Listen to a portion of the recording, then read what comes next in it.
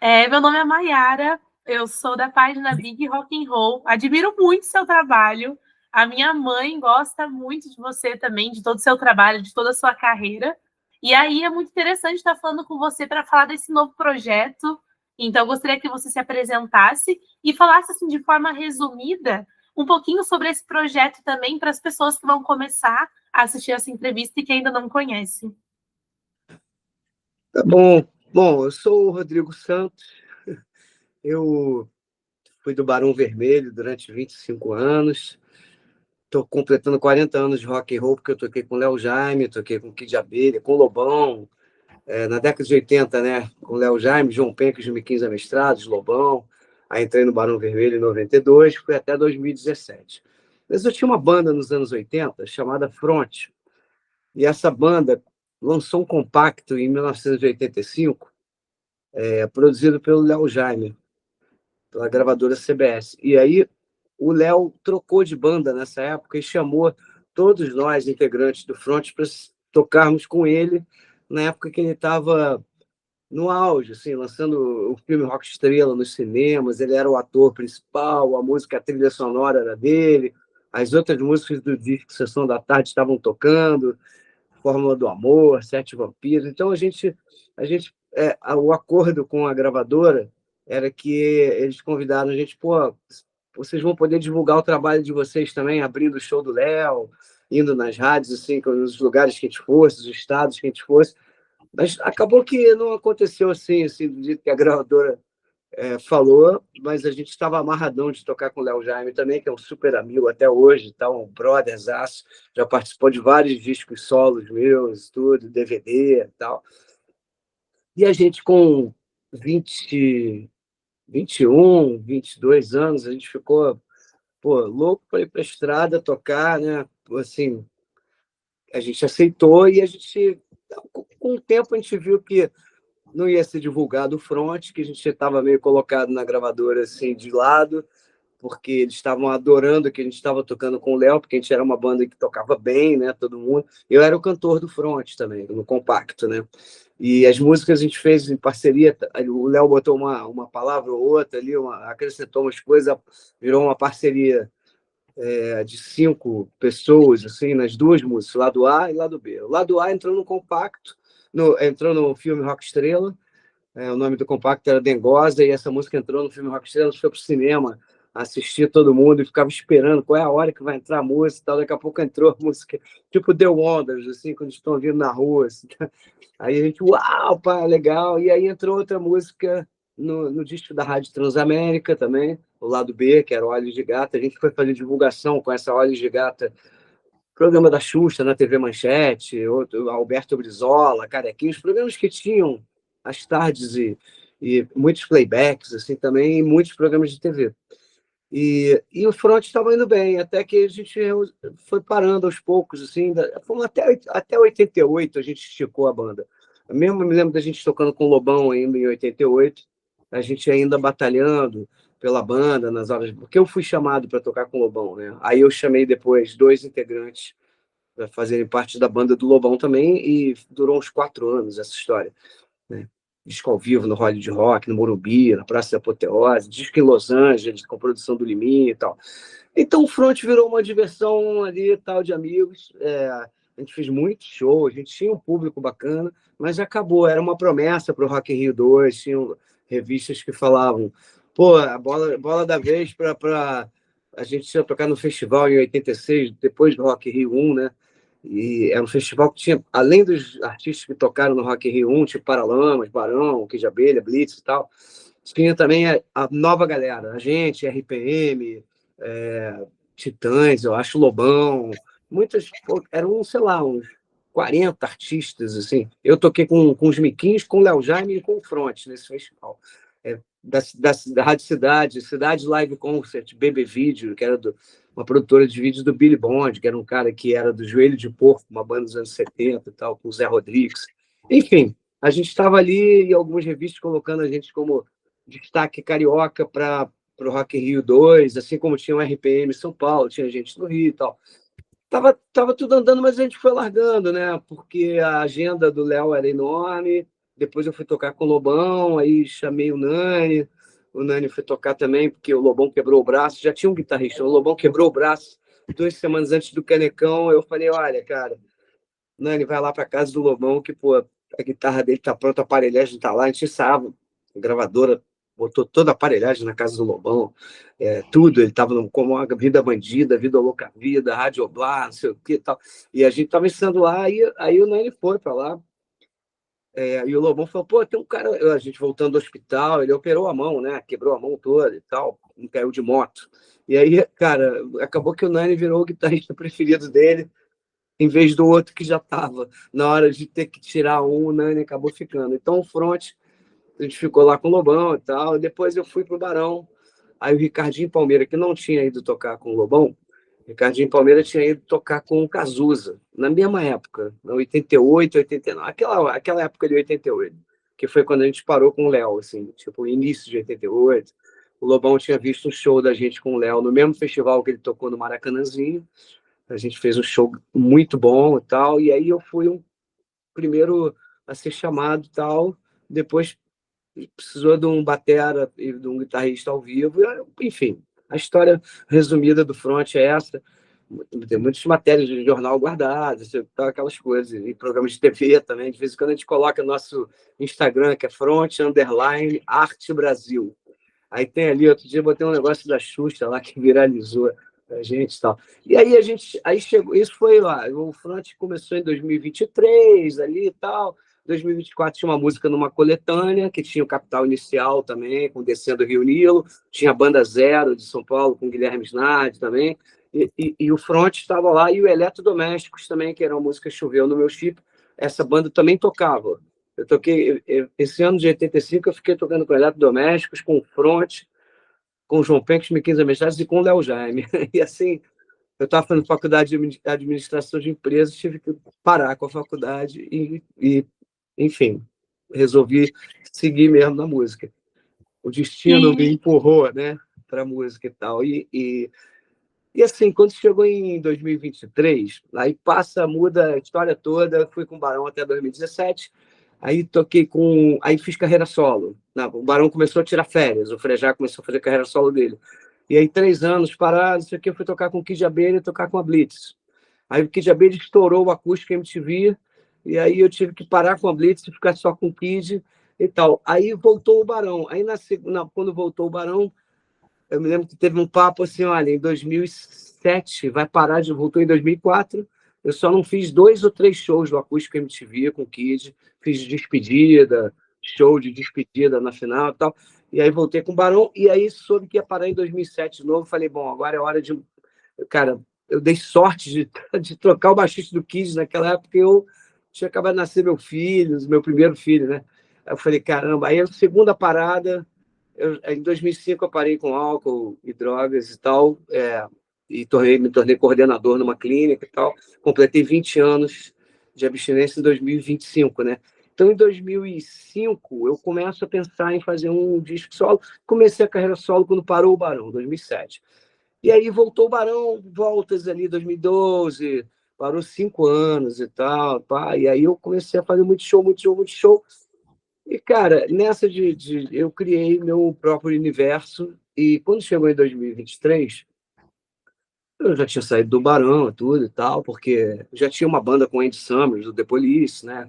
Com o Barone, dos Paralamas, completo 10 anos ano que vem. Então já tinha muito projeto, e eu achei interessante fazer uma coisa que era, pô, gravar um disco. Quer dizer, eu e o Nani, a gente tinha os Britos também, que era uma banda com o Jorge Rael e com o Guto Goff. E a gente tinha gravado um disco em Abbey Road e não tinha saído, vai sair ainda. Então, estou falando de 2022, a gente gravou, e em 2023 não saía esse disco. E a gente, conversando com o PP, que era o diretor lá dos Britos também, de filmagem, ele adorou essa história do front. Quando o Nani fez um hip hop, eu botei um rap no meio ali, e ele falou, cara, o front, o que é isso? Ele começou a perguntar, e aí, enfim, a gente estava na mixagem, eu e Nani, dando gás na mixagem dos Britos, e não me faltava coisa, tanto é que não saiu até hoje, e a gente já lançou 6 discos do front. Então, quando migrou esse negócio para o front, essa ideia, pô, eu e Nani muito juntos e querendo dar um gás, a gente começou a compor. E a gente compôs, sei lá, umas 10 músicas em uma semana, assim. E a gente fazia muitas músicas juntos na década de 80, né? Então a gente falou, cara, a gente compunha pra caramba junto, né, cara? Era muito legal e tal. E no meio disso a gente começou a compor e gravamos dois discos em agosto de 2023. O Ricardinho se juntou a gente, o Cadu, que era o batera, né? O Cadu, que era do Kids, também acabou gravando, que era do Front, mas ele saiu. Ele gravou dois discos que a gente fez no Brasil. Era muito eletrônico o disco, os dois discos muito influenciados por Daft Punk, David Bowie, não sei o quê.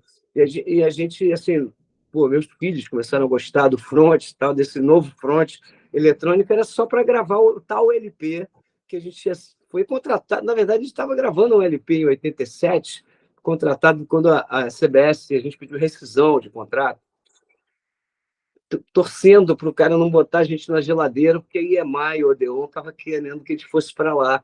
O Maírton Bahia, que era o produtor da Legião Urbana, a gente falou, caraca, vamos... Deu um dia para a gente gravar lá, a gente gravou 17 músicas no estúdio da EMI e tal, e a gente acabou guardando essa fita cassete, não saiu o LP, né? A gente conseguiu rescindir o contrato com a CBS, até uma coisa interessante que a gente chegou pro...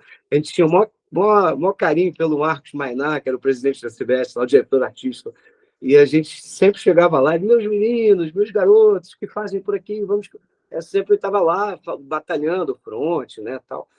E a gente se destacou na coletânea, que tinha o Capital, o Zero e o Eletrodomésticos, e aí a gente gravou o compacto e tinha uma certa moralzinha. A gente ganhou o direito de gravar o compacto. Na hora do LP, a gente sentiu que a gravadora colocou a gente de lado, porque a gente já estava tocando com o Léo. E aí, quando pintou a mãe, a gente foi lá, pediu, pô, mané, que bons ventos os trazem aqui, meus garotos e tal. A gente falou, pô, cara... Aí ele falou, pô, acho que era Sueli o nome da secretária dele. Sueli, traz cadeira para os garotos, café, não sei o que, tal, sei lá, água. Pô, tal. Aí, beleza. Eu fui o porta-voz. Eu falei, pô, mas a gente veio aqui ver se a gente conseguia. Pô, a gente veio pedir para rescindir o contrato. E como ao medo dele dizer não, né? De ficar ali, não, que isso, botar a gente na geladeira. E aí ele falou, só isso? Não, suspende as cadeiras aí, isso ali, beleza. Pô, falou, caraca, o cara já deu um chute na gente, beleza. Aí a gente acabou esse lance da EMI, acabou, ele estava concorrendo com mais duas bandas lá, e acabou que deixaram a gente mais para frente, enfim, a banda... Aí chegou nessa época, agora a gente gravou dois discos em 2023, em agosto. Compusemos em julho esse material, 14 músicas, e lançamos em agosto aqui no Brasil, gravamos baterias no Mega, estúdio e tal, e aí, cara, deu assim, ficamos devendo, pô, vamos gravar em Abbey Road? Não, mas Abbey Road, pô, os britos gravaram, não vamos fazer isso, vai rolar um... Pô. Aí, cara, foi a ideia de quando tinha ido com os britos em 2022, a gente foi para a Alemanha também, a gente foi para Hamburgo e Berlim. E o Nani sempre falava do estúdio chamado Hansa, que era um estúdio em Berlim. E do David Bowie na porta, a cara dele, a gente ia para cá, muda a cara, muda o jeito. E também gravaram U2, gravou Bjork, Depeche Mode, Pet Shop Boys. Era um estúdio destruído na Segunda Guerra, retomado assim, pela gravadora Ariola, virou um... E o David Bowie gravou a trilogia de Berlim lá, antes da queda do muro. Já o U2 gravou o Arthur Baby depois da queda do muro. Então, assim, era um estúdio icônico, e a gente falou, cara, para não arrumar essa confusão de abril, vamos lá, vamos para Berlim. E faltavam 2 dias, estava ensaiando já com bateria em cima do eletrônico, aí o Cadu saiu, não quis ir. Aí nós três resolvemos, cara, vamos ser uma banda, um trio eletrônico, bateria eletrônica, vamos para esse estúdio, vamos gravar eletrônico, já está tudo pronto. Aí gravamos o The Hansa Album, voltamos de lá, encontramos o Alvin Ailey no aeroporto, que era do Sex Pistols, compositor do Capital Inicial, as músicas com Jim e tal. E o Alvin, a gente estava voltando, encontrou na Conexão de Amsterdã, depois de gravar. Aí a gente foi para lá e fez aquela coisa, todo mundo com família, eu como produtor executivo bancando tudo, diárias de alimentação, estúdio, aéreas. Eu fiz essa loucura, né? 9 pessoas viajando, levei o diretor lá dos Britos do PP para filmar, a gente também filmamos clipes, e aquela coisa toda. Lançamos o disco em janeiro, isso foi em novembro. E na volta, a gente parou e o Alvin Ailey contando, pô, você está vindo da onde? A gente falou que a gente tinha gravado no Hansa, ele acabou fazendo release do disco até. Aí ele, caraca, você grava no Hansa, que maravilha e tal. E aí você tá fazendo o quê? Não, eu tô vindo uma feira de LPs em Amsterdã. Falei, feira de LPs, a gente queria lançar um LP do Front, né? Que é coisa eletrônica, a gente queria, assim, pô, tem que ter um LP, nosso tal LP que não saiu lá atrás, pô, tem que ter um LP. E aí, pô, eu vou ter que fechar, que estão me ligando, peraí. Tá Acho que bom. essa.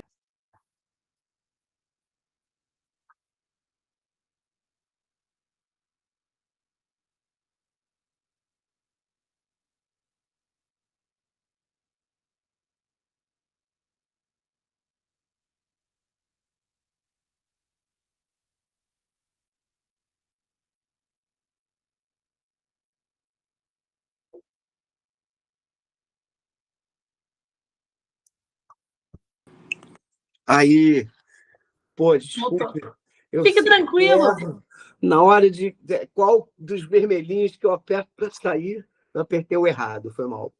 Fique É, tranquilo. Você estava comentando da gravação fora do país, e tem muito isso. Todas as vezes que eu li agora sobre Zamba, né, o novo álbum que você comentou, isso.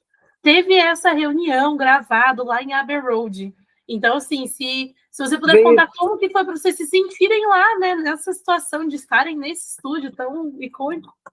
pois é, a gente foi para a Holanda, gravou um disco na Holanda, resumi aqui o final da história, e aí eu inventei na minha cabeça as aventuras do Front em estúdios icônicos pelo mundo, que era um projeto, e a gente está sendo exibido no Music Box Brasil, um canal de TV, e a gente foi depois para a Inglaterra, isso assim, a gente foi para a Holanda em fevereiro de 24, a gente foi para a Alemanha em novembro de 23, e lançamos o disco em janeiro de 24, fomos para a Holanda em fevereiro, fizemos no estúdio onde The Police gravou, The Cure, Iron Maiden, Elton John, fizemos a mesma coisa, só que na Holanda, voltamos, lançamos o disco em 5 de abril de 2024, fomos para a Inglaterra em abril de 2024, gravar num estúdio ainda sem ir para Abbey Road.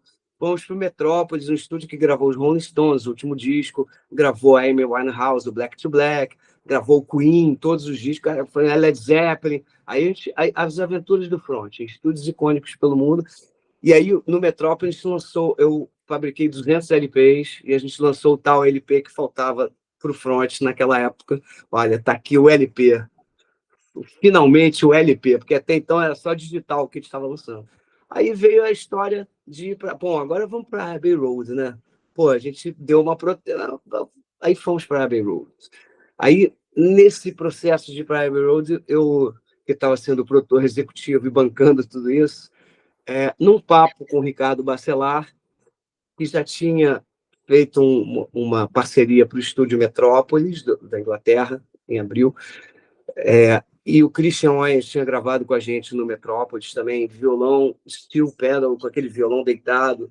Pô, não tinha gravado batera, ele tinha gravado uma música com a gente. Ele mora lá, pô, gravou O Tempo Não Para, aquele disco do Cazuza com o Ricardinho Palmeira. Então, assim, a gente lá, pô, um ano depois, a gente falou pro Christian, pô, a gente se reuniu aqui, o Front vai gravar em Abbey Road e tal. Pô, você topa gravar com a gente? Lá a gente deve fazer um show em Londres também. E ele, pô, vamos nessa. O Ricardinho que ligou para ele. Aí a gente, pô, eu e Bacelar, a gente já tinha se falado, tem dois Ricardinhos, né? Tem o Palmeira, que é Ricardo Palmeira, e tem o Ricardo Bacelar. E na época do Metrópolis, o Bacelar deu uma cota e troca, a gente gravou um disco no estúdio dele, que não saiu ainda. Então, na verdade, o Front gravou 7 discos, né? Em 2 anos, né, digamos assim. Esse outro é de regravações e tal, ele não saiu. Os outros todos são autorais. São 50 músicas autorais completadas no Zamba. E aí eu ainda fiz uma música com o Bacelar também, que é essa ladeira, também está no Zamba. A gente foi para Abbey Road, cara, tipo assim, vamos botar batera, vamos gravar um quinteto. Aí a gente, sem ensaiar, cada um escutou o Bacelar e o Christian, as outras músicas nos MP3 lá, que a gente faz sempre pré-produção, vai para a viagem, tira os instrumentos, grava em 2 dias. Agora a gente pegou a expertise de gravar em um dia, né? Então o Zamba foi gravado em um dia apenas, em 10 horas, na verdade, 8 horas, porque tem a parada para almoço. E a gente, em 2 horas, já tinha gravado tudo de primeiro, praticamente. A gente fez 2 takes de cada música só para dar aquela se precisar editar uma coisinha ou outra, foi todo gravado lá mesmo, lá em Abbey Road. Então, assim, a entrada em Abbey Road é sempre mágica, é sempre um... Cara, você fica assim com vontade de chorar, assim que abre a porta, assim que entra no estúdio 2, estúdio que os Beatles gravaram todos os discos, né? O Pink Floyd gravou o Dark Side of the Moon, The Wall, essas coisas. E assim, cara, foi uma loucura, porque a gente, na véspera, fez um show em Londres. Depois a gente foi todo mundo, menos o Christian, mas a gente foi todo mundo para Liverpool. Um amigo meu agitou para te fazer um show no Cavern Club. Então a gente acabou, cara, foi fazer em 6 dias, 7 dias, a gente fez uma viagem assim, sem parar, para lá e para cá no pub, que é em One House, almoçava em Camden, não sei o quê, gravação um dia inteiro em Abbey Road, um show em Londres, um show em Liverpool, um passeio de Magical Mystery Tour em Liverpool. Cara, foi assim sensacional a viagem. Então, esse quinteto, quando a gente entrou no estúdio, entraram nossas esposas também, amigos nossos de Londres e tal. A gente vai voltar em Abbey Road dia 18 de abril também lá. 18 de abril de 2026. Pô, vamos voltar a Abbey Road também. Então, cara, foi assim, a gente estava com 10 músicas preparadas, a última a ser composta foi essa ladeira, eu e o Bacelar fizemos uma música e tal. O Ricardo Palmeira deu a ideia de era mais balada, assim, de virar uma foché, uma coisa assim e tal. E a ideia do disco de fazer mais influências de música brasileira, eu estava conversando isso com meus empresários na carreira solo. A gente estava com 2 projetos, na dúvida qual fazia e tal. Falei, olha, cara, vamos fazer o outro. Eu não posso dizer qual é ainda, mas já está pronto. E eu pedi para o Ricardo Palmeira e o Nani produzirem o disco. É um disco meu solo, com participações especiais, uma homenagem a um grande mestre da música que está participando como diretor artístico e musical. Então a gente está muito envolvido, eu, Ricardinho e Nani. E aí o Bacelar entrou como um parceiro do disco Metrópolis e depois como um parceiro também do disco Zamba, porque eu perguntei para ele se ele queria entrar nesse projeto e gravar com a gente em Abbey Road, se ele queria ir para a Inglaterra, que ele já ia para a Inglaterra num outro período, porque a filha dele ia estudar lá. E ele falou, cara, adorei esse disco, adorei o que vocês mostraram. Como ele tem um selo, e a gente já tinha gravado um disco no estúdio dele, que vai sair pelo selo dele também, a gente falou, cara, não quer lançar pelo teu selo e tal? Aí depois, pô, você não quer ir para a Abbey Road também com a gente? Ele topou lançar e topou ir. E aí a gente virou um quarteto, e lá o Christian, somado a gente, virou um quinteto. Tudo assim, eu, Ricardinho e Nani, tínhamos feito a base, a pré. Depois dessa música nova, a gente fez uma pré dela, essa música minha com o Ricardinho Bacelar, e todas as músicas tinham sido compostas. Tinham 2 músicas que eram minhas, que não eram com o Nani e com o Ricardinho, que era uma música minha de 1975, Ana, que eu fiz para minha irmã que morava em Londres, e ela era influência da Ana, dos Beatles, e eu acabei gravando essa música em Abbey Road, olha só que loucura, com uma guitarra do Menescal também, do Roberto Menescal, porque o disco virou meio assim, eu peguei essa ideia vamos fazer um disco. Aí quando eu falei pro Palmeira, pro Ricardo Palmeira e pro Nani, eu falei, olha, cara, tem uma ideia que vocês vão achar legal. Tem um disco meio de samba. Aí ele falou, samba? Aí eu falei, não, mas samba rock e tal. Aí o Nani já, Jorge Benjor, ele tinha uns eletrônicos já dele também lá, que é o Tac Tabelê, essa menina, ele tinha umas coisas ali também, vai que acontece, misturado com as coisas minhas e tal. Cara, a gente foi fazendo, aí eu chegava com uma canção nova e o Ricardinho, o Palmeira e o Nani iam dando ideias, a gente fazia junto algumas coisas, Gringo em Abbey Road, isso aqui e tal, ia se chamar Tem Gringo no Samba, porque a gente ia gravar em Abbey Road. Pô, e como a gente ia gravar um disco de samba rock, nós éramos. É tipo a ideia que eu pensei na época era o Regata de Blanc, do The Police, que era o reggae de branco. Era tipo o nosso assim, não somos sambistas. Aí o Nani, em vez de Tem Gringo no Samba, o Nani um dia falou que eu estava meio encucado, eu mudei o nome da música de Tem Gringo no Samba para Tem Gringo em Abbey Road. Eu achava que era mais legal, tinha umas citações e tal, e era mais rock assim, tinha um pouco de influência de Beatles, back vocal. E pô, eu perdi esse título e tal. E aí o Nani falou Zamba, que era o samba. A gente não era samba. Nós não somos do samba, nós somos do rock, né? Mas o Zamba quer dizer exatamente isso. O samba que não é samba, é o samba tocado do nosso jeito, né? E aí, cara, eu achei esse nome na hora maravilhoso, todo mundo achou maravilhoso. E aí o Tem Gringo no samba virou Tem Gringo em Abbey Road, a música, que é uma música que eu tinha escrito na madrugada aqui em casa, e quando eu mostrei, eu até falei, pô, eles não vão gostar dessa música e tal, mas eu levei. Aí falou, cara, essa aí, pô, o Ricardinho, né, falou Palmeiras. Aí eu falei, pô, jura? Tal, vamos dar sequência, né? Ah, vamos embora, pô, adorei essa ideia. E realmente a ideia ficou uma coisa. É, somos os gringos gravando em Abbey Road, somos os gringos no samba também, quer dizer, somos os do rock dentro do samba, né? Então a ideia fechou, a ideia do disco fechou, e eu tinha falado com os meus empresários, olha, eu tô com a ideia de fazer essa coisa mais samba, assim, com front em Abbey Road. E aí, essa junção com o Bacelar, que tem uma coisa de piano jazz também, uma piano bossa nova, MPB e tal, calhou muito, assim, e o Christian Wayne, que é um batera, pô, sensacional, porque o Bacelar eu conhecia da década de 90, eu andava com ele, eu tocava com o Mosca, uma época eu tenho uma banda com o Mosca, era os Bizarros o nome da banda, e eu, o Mosca, o Marcelinho da Costa e o Billy Brandão. E essa banda parou porque acabou sendo o disco solo do Mosca, e eu entrei no Barão Vermelho também, foi a época que eu fui chamado do Barão. E aí, essa época eu estava andando muito com o Marcelinho da Costa, que é do Hanoi Hanoi, e o Bacelar. Então, assim, na década de 90, a gente estava andando direto no Baixo Leblon, durante uma década, assim.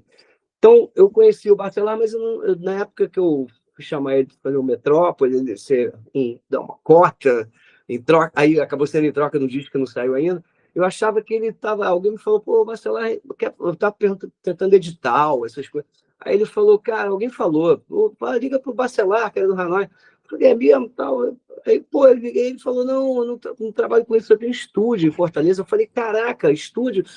E o estúdio dele é fantástico, né, cara? Então, a gente, quando gravou um disco lá, a gente ficou muito amigo. A gente passou 4 dias lá em 2024 e com o Marcelinho da Costa na bateria e gravamos um disco. E ali foi a ideia de chamar ele também, mostrar para ele: olha, cara, a gente está com um disco aqui. Pô, era também um lance de uma cota para ver se ele queria lançar pelo selo dele. E aí eu falei, cara, tu não quer ir? Foi assim.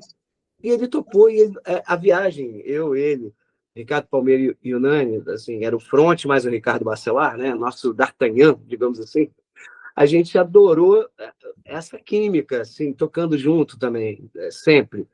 E o Christian Wise era assim, eu conhecia bastante ele, óbvio, tinha visto o show do Cazuza também, naquela época ele tocou O Tempo Não Para, eu fui no Canecão, eu conhecia ele também, parceiro da Zélia Duncan, várias músicas e tal, né? Um cara que, pô, é multi-instrumentista. E, cara, quando ele gravou com a gente o Metrópolis tocando violão, pô, era um cara que mora em Londres. A gente falou, cara, esse disco tem que ser o Christian, tem que ser de qualquer jeito. Vamos ver se ele topa, vamos. Aí ele topou e ele ficava assim, na hora de gravar, ele pegou um pouquinho antes dos MP3, mas na hora antes, disse, pô, peraí, deixa eu só dar uma escutada aqui rapidinho. Aí escutava, ah, tá, já entendi, pá, lembrei aqui. Aí ele, pum, de primeira. A gente, cara, a gente acabou gravando 10 músicas, 10 composições em 2 horas. Aí fomos almoçar. E assim, porque eu falava eu falei, ó, cara, 1 hora de quando você... É porque abriram o estúdio pra gente 1 hora antes. A gente estava ali, a gente ia fazer foto na rua, aquela foto andando na rua e tal. Aí alguém falou, olha, cara, o estúdio já está liberado, porque o técnico de som já estava com todo o nosso material. O Ricardo Palmeira tinha mandado para ele as sessões, todos os caras já vinha, sei lá, 15 dias antes já sabia como era, como é que ia abrir os canais. Então o estúdio já estava tudo montado, bateria, tudo e tal. E a gente, pô, ganhou 1 hora de estúdio, assim, a gente chegou, já tá liberado, vocês querem começar logo? Pô, vambora, porque estava preocupado com o horário, se ia dar tempo de gravar um disco inteiro, né? E aí, cara, gravamos, almoçamos naquele lugar onde os Beatles almoçavam, um jardim de inverno ali, lindo, maravilhoso. Aí desce o pessoal da orquestra, do outro estúdio, que está gravando um estúdio marrozão de orquestra, assim, que eles gravaram a orquestra, acho que do The Long and Winding Road, dos Beatles e tal. Então a gente pegou essa magia toda dos Beatles lá, tocando em quinteto direto, todo mundo junto, como os Beatles tocavam. Isso tudo foi muito mágico e tal. Claro, o Cavern Club depois, o Hotel Hard Day's Night em Liverpool, a gente lá no Porto, onde chegavam os discos da década de 50, pós-guerra, que os Beatles, que todos eles que moravam em Liverpool, os discos chegavam, né, Manchester e Liverpool, eram os lugares do rock, né, na Inglaterra ali. Então, cara, a gente estava vivendo tudo isso ali, o Porto, toda aquela. Tem uma luneta no Porto e para, você fica olhando, pô, aqui chegavam os discos, o que tal, que influenciaram essa galera, influenciou essa galera toda a compor, né? Os Beatles, todo mundo, né? Todo rock inglês, os Stones, todo mundo. Cara, começa meio ali, né? Liverpool e Manchester. Então, pô, a gente ficou muito amarradão e o disco foi gravado assim, com um carinho e uma precisão. Depois foi mixado e masterizado lá no estúdio Jasmine, né, que é o estúdio o selo do Parcelar, e é o estúdio também, estúdio e selo, né, Jasmine, e ficou com um sonzão, do jeito que a gente queria. O Bacelar ainda gravou umas percussões adicionais, já tinha muito loop eletrônico, que o Nani já tinha feito, essas programações, e ainda entraram umas percussões que o Bacelar fez, apito, essas coisas, tem gringo em Abbey Road, assim, uns tamborinhos, negócio, percussão em geral, né? Ele fez lá no estúdio. Isso foi gravado aqui no Brasil e tal, os loops eletrônicos e o resto não. O resto a gente tirou tudo, todos os instrumentos, tudo que tinha de guitarra, esquece tudo, o baixo, esquece tudo e tal. O Christian não tinha, era tudo eletrônico, então ele já tinha os eletrônicos, ele gravou bateria junto, piano, teclados, e vamos nessa. E foi muito maneiro. Muito maneiro. E, Aí a gente tá satisfeito pra caramba, porque eu sou um bitomaníaco, como eu falei, uma das músicas foi composta quando eu tinha 11 anos, a música Ana. Então, assim, eu tô gravando uma música que eu fiz para minha irmã em Londres, em homenagem à Ana dos Beatles também, e Anna, né, que é do disco Go With Him, né, acho que é do disco With the Beatles, se não me engano. E juntou uma música que eu tinha feito com o Menescal também, o Bem Que Se Quer. A gente juntou algumas coisas minhas e do Nani ali, compôs outras de eu, Ricardinho e Nani. Algumas a gente assina mesmo os três, tal, mesmo sendo de um ou de outro. E uma música com o Bacelar. E tem uma música minha com o Guto Goff também, do Barão, que é o Vou Comemorar, que a gente já tinha feito. Eu tinha lançado essa música num disco chamado Livre, na pandemia. Eu fiz um disco em casa, e uma das músicas era essa parceria, que acabou, ficou meio largado, disco assim, pandemia, aquela coisa. E aí eu acabei, como ela era uma bossa pop, assim, e tal, eu achava que ela tinha a ver com esse disco, e a gente também botou no repertório. O Ricardo Palmeira adorou a música, pô. Eu falei, pô, então beleza. Aí falei com o Guto, a gente mandou uma mensagem pro Guto que a gente ia gravar essa música de novo e tal. Menescal também, mandou mensagem, ó, sabe, você tá num disco aqui da gente, hein, cara? Ele não sabia também. A gente tinha gravado na guitarra já, não tinha entrado, assim, e essa música bem que sequer cabia no disco, em parceria nossa. Enfim, o Zamba é uma mistura, né, de 5 amigos, todo mundo é produtor. O Front já tinha isso, as aventuras do Front em estúdios icônicos pelo mundo, e um estúdio icônico, o mais icônico de todos, é a Abbey Road, né? Então, assim, a gente meio que dá aquela chancelada no produto, assim, tipo, ó, pá, tudo bem, Metrópolis, Hansa em Berlim, Holanda, o Wislord é o nome do estúdio na Holanda. Tudo foi maravilhoso. Agora, pum, o selo de Abbey Road aqui tá sacramentado no templo do rock and roll. A gente fez um disco de Zamba. e outra coisa aqui, você já contou tudo, basicamente, da história, mas se a gente fosse Foi falar. mal, cara. Foi Não, tá mal. ótimo, eu tô adorando, porque realmente, quando eu li a respeito de Zamba, a primeira coisa era isso, como que vocês foram para Abbey Road, com qual iniciativa? E aí você comenta de toda essa história e também de vocês aí estarem pelo mundo, pelos estúdios pelo mundo. E aí teve Sim, uma parte que você me falou até agora que me chamou muita atenção, que você comentou que teve muito isso da união do rock, da união da brasilidade, né? Que teve toda essa história de ter colocado a brasilidade também na música, né? Que vocês não são só rock. Teve exato. essa mudança. Porque agora, né, no mundo atual, se a gente parar para pensar, isso chama mais a atenção das pessoas também. Então, Sim, poxa, é um rock, mas ele tem outros elementos, tem um samba ali, tem um pop ali, enfim, tem essa mescla, né? E aí, se vocês pensarem assim, numa faixa do Zamba, numa música, qual que você acha que traduz melhor essa proposta que vocês tiveram? eu acho que o Tá Beleza, tá, que abre o disco, a gente até escolheu ela para abrir. Eu acho que assim, umas 4 músicas traduzem, sabe? O Sá Menina, Vai Que Acontece, o Tá Beleza, Tem Gringo em Abbey Road. É claro que as outras bossa, meio bossa e mais low profile, também traduzem porque elas misturam um pouco com a bossa nova e com jazz. Eu acho isso bem interessante com pop, né? Mas se for pegar uma que a gente ouvia muito, A Cor do Som, Mutantes, Jorge Ben, que era Jorge Ben ainda na década de 70, ali, aqueles discos, né, Tábua de Esmeraldas, não sei o quê, o próprio Caetano com algumas coisas também. Então, assim, eu acho que o Tá Beleza, ela tem tudo, tem um groove de baixo, tem um swing de Benjora ali na história, tem uma letra, porque a gente pensou em algumas coisas, as letras serem simples, as mensagens serem aquelas mensagens que você está cantando no boteco da esquina, e tá beleza, aquelas sonoramente, coisas que isso acontecia muito também, né? As pessoas tinham isso dentro do samba rock, digamos assim, daquela linguagem, principalmente Jorge Benjor fez muito isso, né? Tinha umas coisas assim, essa menina aí, essa menina, né? Isso tudo é essa menina, vai que acontece alguma coisa. E aí a gente pensa, pô, essa letra nem precisa de muita coisa, ela já acontece. Vai que acontece alguma coisa acontece. E tudo bem, tem uma história contando, mas assim, a gente pensou muito num disco simples, assim, no sentido das letras, das mensagens. E eu acho que Tá Beleza tem tudo isso, assim. Tá beleza, tá beleza, tá beleza e bom, tá beleza o som. É, uma coisa que eu sugeri no dia, que é feira musical. E eu acho que esse disco ele é uma feira musical da gente. Ele é uma mistura de tudo que a gente escutou, de uma certa maneira, porque tem o eletrônico também. A gente não deixou de ter o eletrônico do Depeche Mode, do Pet Shop Boys, do Bowie, mas a gente tem coisas da música brasileira ali dentro disso também.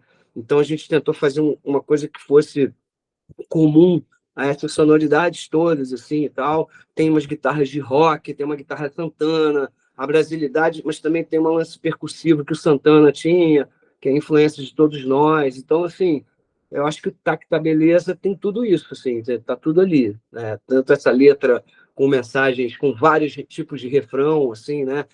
Tudo tem uma coisa que você pode ficar repetindo, assim, e tal. É feira musical, pá. Então, cara, é muito bom, muito melhor que imagina, é bom, é muito bom. Tem uma coisa sonora, meio rítmica nas palavras também. E a gente pensou muito nisso também nesse disco, né? Então, eu acho que assim, da minha opinião, tem outros que podem achar outras músicas, né? O Nani pode sugerir uma outra música, o Ricardo Palmeira outra. Cada um tem, mas acho que o que você está perguntando, acho que todo mundo falaria uma dessas que eu falei, principalmente já que sou eu que estou falando aqui, eu acho que Tá Beleza não abriu o disco à toa. E você comentou, eu li aqui, na verdade, nos textos de divulgação do álbum, que você falou que Abbey Road era como se fosse um Maracanã. Sim. Então, que momento, assim, para você lá dentro? Você já falou vários momentos muito inesquecíveis, e você ainda é um bitomaníaco que, nossa, é ainda maior estar lá, né? Mas que momento lá dentro fez perceber para você que você estava vendo algo histórico, assim, na sua carreira e confronte? Olha, até então, você tirar foto na rua andando é uma coisa, pá, legal. Aí a porta de Abbey Road, maneiro e tal. Você entrar ali, botar pulseira, pô, já dá uma emoção. Aí você entra.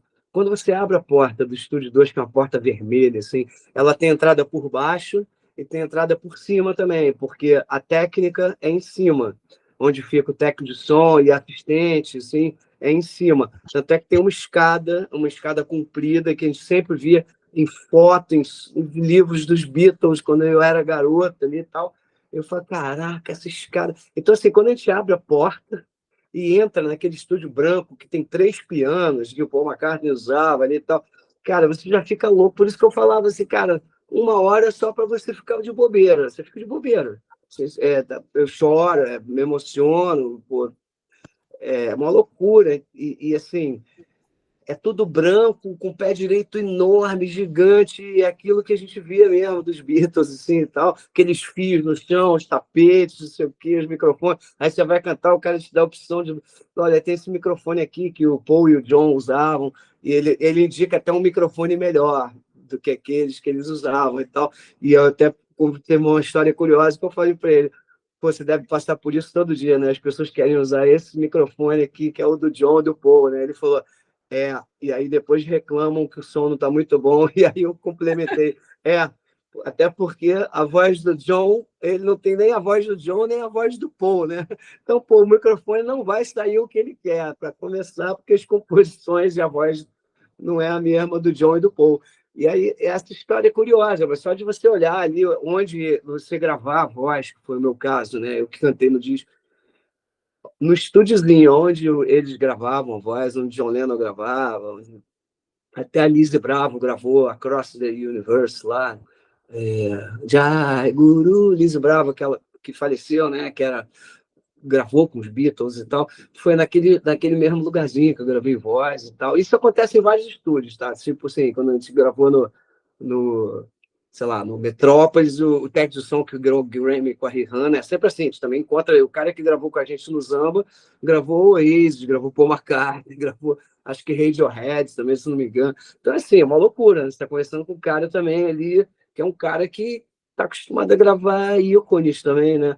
Então, pô, o cara que ganhou o Grammy com a Rihanna no Metrópolis, ele falou, esse microfone que você está cantando aí, o Michael Jackson cantou nesse mesmo cantinho aí, no mesmo microfone. E aí eu pensava, né? Pena que eu não tenho a voz de Michael Jackson, mas assim, de uma certa maneira é isso. Você entrar no estúdio de Abbey Road é mais ainda, porque o Metrópolis, assim, os outros estúdios que eu falei, a gente sabia quem tinha tocado, aí senta no sofá, sabe as histórias, as paredes, os instrumentos e tal. Mas a Abbey Road sabe um pouco, assim, o cara, a técnica de som, que tinha uma técnica, era uma menina na Alemanha, uma fera, foi o melhor som de baixo que eu tive na minha vida, foi a técnica, a Nani Johansson, que gravou, uma sueca que gravou o The Hansa Album.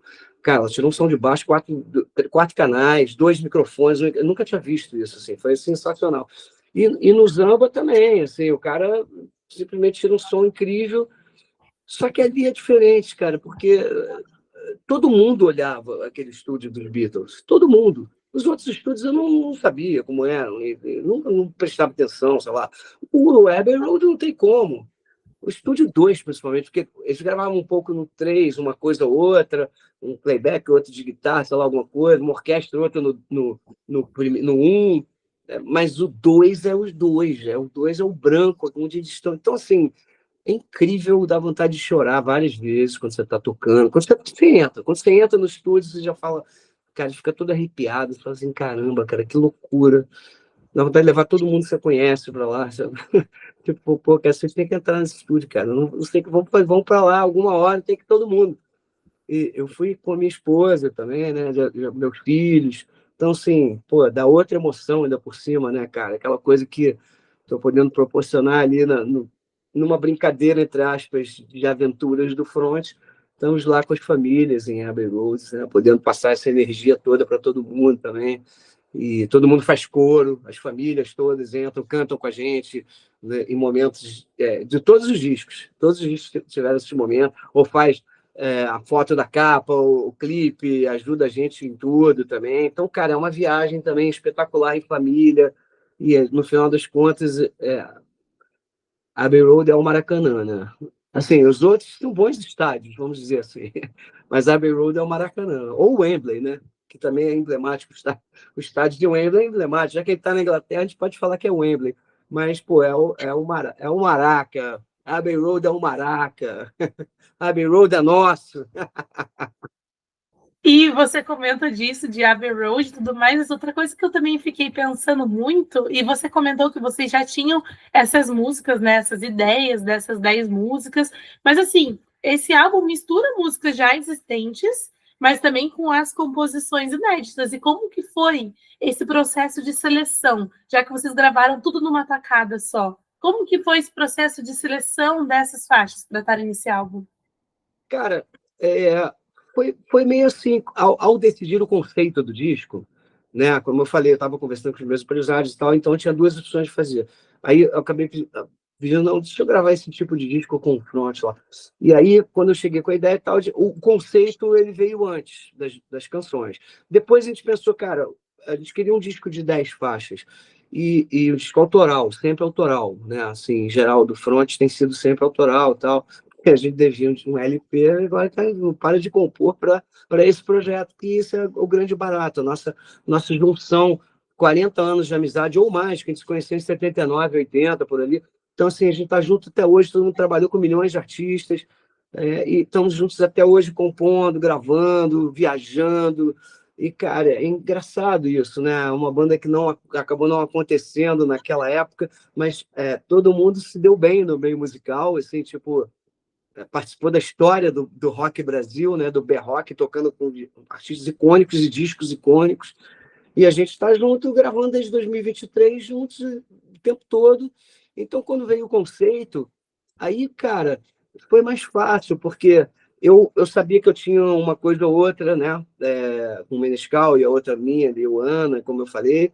O Nani tinha uns loops eletrônicos e umas tinham um nome, outras não. O Sá Menina, acho que já tinha o nome Sá Menina. O Nani tinha feito já uma introduçãozinha de Sá Menina aí e tal. E a gente foi fazendo a letra, como a gente fazia os outros discos, na casa do Nani, que é o estúdio, o nosso QG é lá, e a gente fica ali bolando, criando coisas, mas os discos dos dois primeiros eletrônicos são muito loucos, são muito eletrônicos, muito loucos, você não vai nem acreditar o dia que você ouviu o tempo, espaço, tempo. Saiu dali, esse conceito todo a gente foi ampliando e tal. E alguns estúdios moldam o tipo de coisa que a gente vai fazer. Pô, esse aqui gravou o Polícia, esse aqui gravou o Bowie, pô, então esse disco é um pouco mais... A música, a gente vai moldando a música de acordo um pouco com o ambiente, né? E o Samba, a coisa interessante era ser diferente. Então, quando a gente... Mas ter uns backing vocals também, ter Beatles na história e tal. E aí, assim, a gente foi juntando um repertório e, em cima da junção, criando juntos novas frases, novos formatos, tirando coisas, acrescentando outras e tal. O Saladeira é a saladeira que a gente fala, saladeira, que já vai, saladeira aí e tal, saladeira, menina e saladeira, né? Tem essas brincadeiras fonéticas. Assim. A gente foi uma sugestão do Ricardo Palmeira virar uma afoxé, porque já tinham 9 músicas prontas, essa foi a 10ª, e a gente queria que tivesse a ver com o conceito do álbum. Então, obviamente, eu comecei a tocar violão como se fosse um afoxé, para mexer numa coisa instrumental que o Ricardo Bacelar tinha me mandado, e eu tinha feito a letra em cima daquilo, da balada, mas aí eu fui mudando de acordo com a ideia de fazer um afoxé. Pô, beleza, e a ideia da letra foi uma coisa de ladeiras da minha vida, assim, tipo, eu morei na Rua Icatu, que era uma ladeira, tinha uma casa de Samambaia em Petrópolis, que era uma ladeira, que eu andava de skate, e a ladeira da Icatu tinha um jaqueira, e em Samambaia tinha um jabuticabeiras, então, assim, são memórias afetivas das ladeiras, assim, onde eu vivi. Então, eu fiz a letra em cima de uma meio balada e depois fiz ela andar um pouco em afoxé, como o Palmeiras sugeriu. Teve uma música, por exemplo, o Retrato do Passado. Retrato do Passado era um samba, porque eu comecei a buscar sambas que eu já tinha feito também, né? E aí eu tinha alguns sambas que eu tinha feito e nunca tinha tido coragem de colocar em disco nenhum meu. Então, disco solo meu. Então, eu guardava os sambas e tal. Aí eu peguei um samba, levei, era um samba, quase um samba enredo mesmo. Aí levei para eles. Aí eles falaram, pô, não, mas aí tá muito samba enredo, tá muito. Aí eu falei, então vamos ver aonde que. Vou pegar a mesma melodia, quando o sol se esconde. Eu lembro de tudo que se passou. Era uma outra letra, até eu mudei a letra, levei o samba já com essa letra, e aí na hora eu, o Ricardo e o Nani, pô, não, eles acharam que samba enredo. Não, aí ficou muito samba, era mais Bete Carvalho, assim. Aí ele falou, não, então tá, então vamos ver para onde a gente pode ir com essa música, mantendo a mesma melodia que eu adorava.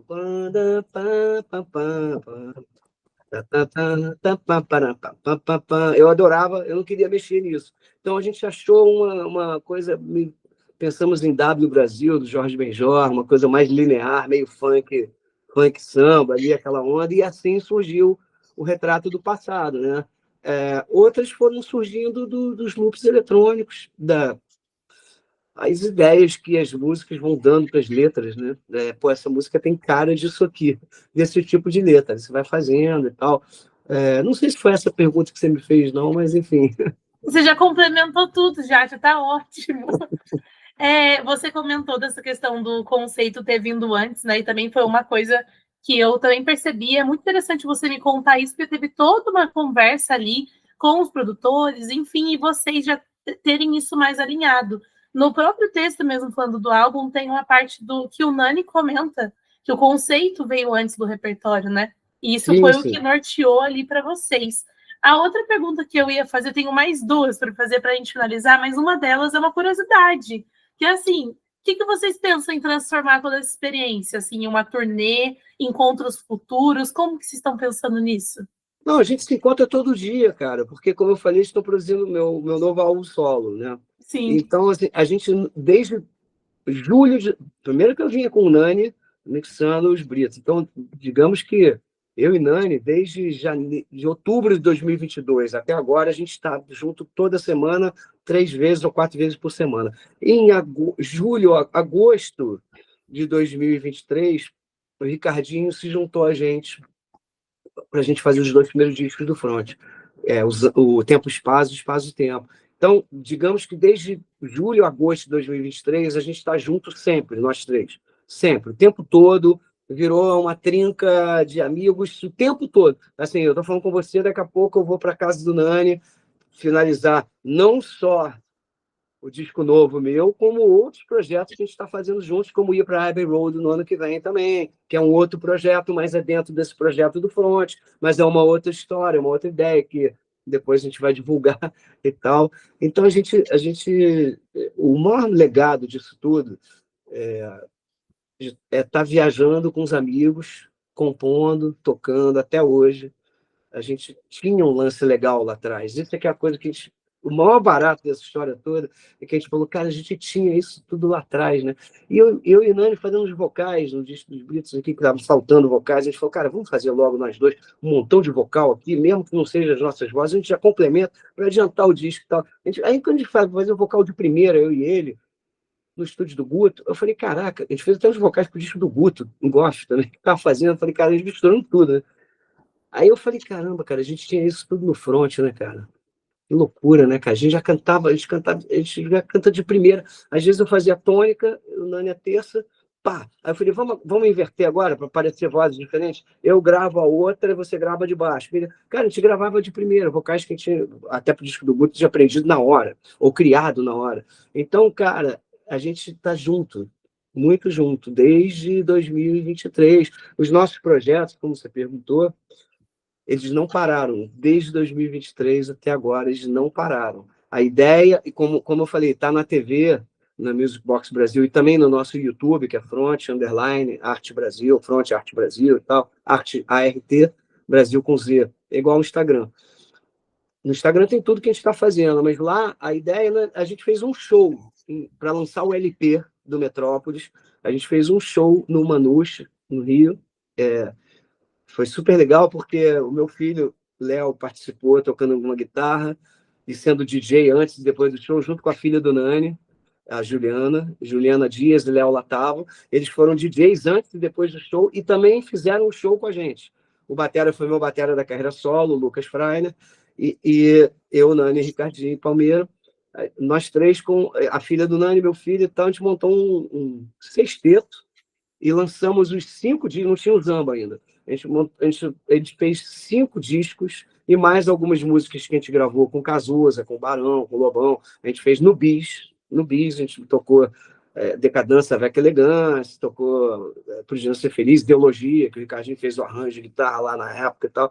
Então a gente colocou coisas do Léo Jaime, 2015, a gente fez um bis de sucesso e uma coisa ou outra latina no meio, para emendar com 2 meio latinas que a gente tinha no Metrópolis, em outros discos também, que a gente sempre tentou ser um disco meio plural com o Front, essa volta, meio world music, assim, sabe? Meio eletrônico, mas com coisas latinas, misturo frases em francês com frases em espanhol, tem uma música toda em espanhol no disco Metrópolis, chamada La Nave. Então, assim, é assim que a gente está vendo a história. Viajar pelo mundo, curtir a música do mundo todo, né? Botar coisas de influências de todos. A gente ouviu muita música turca na Alemanha, por exemplo. Taxistas que a gente pegava estavam tocando música turca. E a gente falou, caramba, que legal, a gente ficava com isso na cabeça. Então, assim, essa mistura de coisas e não ter fronteiras, é isso que o Front é.